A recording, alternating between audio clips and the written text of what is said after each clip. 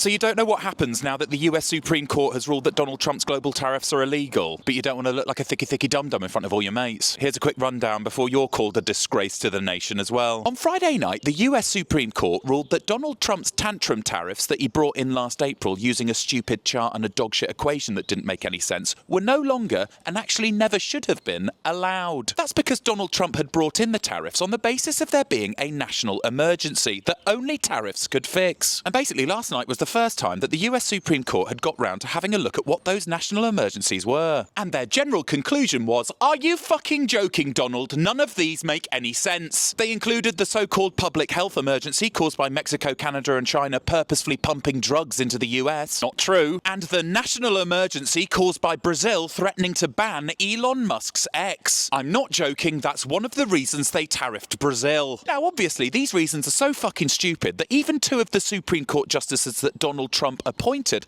turned around and said, listen, you can't be doing this, Donald, you crusty old ballsack, which caused Donald to have a total hissy fit and call them all traitors. They also are a, frankly, disgrace to our nation. What this ruling means is that the US government might now have to refund all of the American companies who have been importing goods under the old tariffs, which could cost them as much as $300 billion.